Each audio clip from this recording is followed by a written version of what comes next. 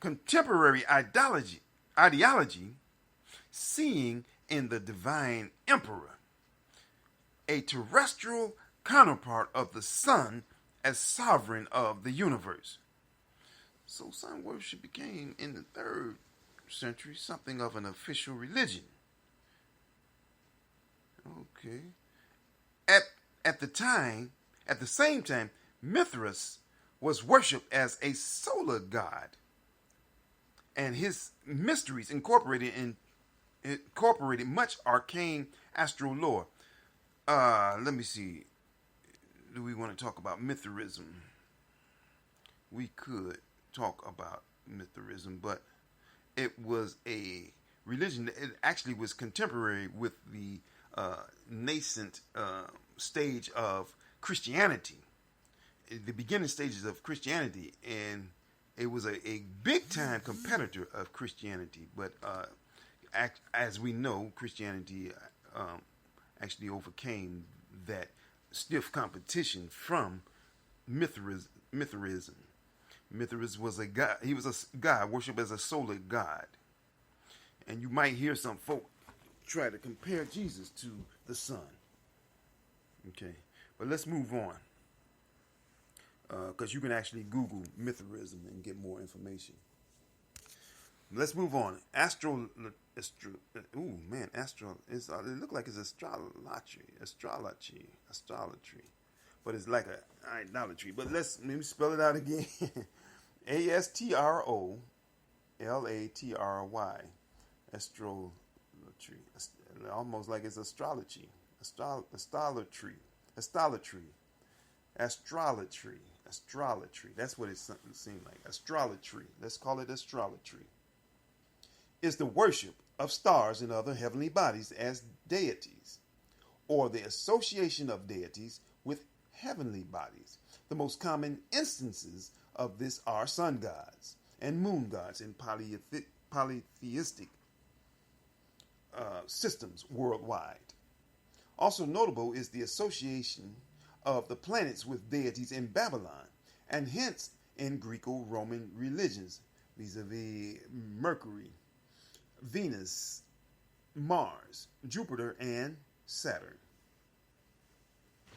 Okay, now let's look at archaeoastronomy, which is defined as the branch of archaeology that deals with the apparent use of prehistoric civilizations of astronomical techniques to establish the seasons or the cycle of the year, especially as evidenced in the construction of megaliths and other ritual structures.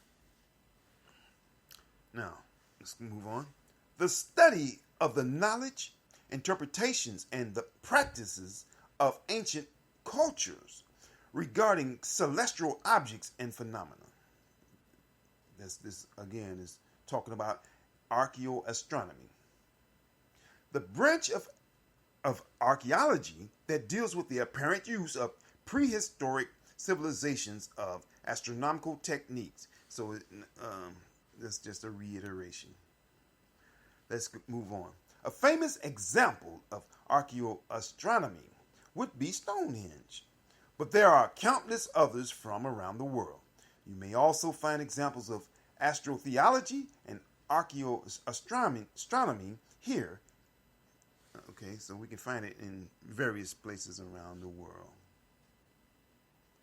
All right, let us move forward to quote number 12. Quote number 12. And at Stonehenge in England, and Karnak in France, in Egypt and Yucatan, that's Yucatan, across the whole face of the earth are found mysterious ruins of ancient monuments with astronomical significance. These relics of other times are as accessible as the American Midwest and as remote as the jungles of Guatemala. Some of them were built according to celestial alignments Others were actually precision astronomical observatories. Careful observation of the celestial rhythms were compellingly important to early peoples, and their expertise in some respects were not equaled in Europe until 3,000 years later. And this is a quote from Dr. Edwin Krupp, Krupp, In Search of Ancient Astronomies, page number 13. He's an astronomer, he's an archaeoastronomer, and director of the Griffith Observatory in Los Angeles. Okay, this will conclude part one, and these are various quotes of people who support the EVEMERIST or MYTHICIST position. And these positions are not Christian positions, although the mythicists maintain that they're not antagonizing religion, but at any rate, we need to be vigilant and becoming aware of these perspectives, because they have a tendency to draw us away from our faith in Christ.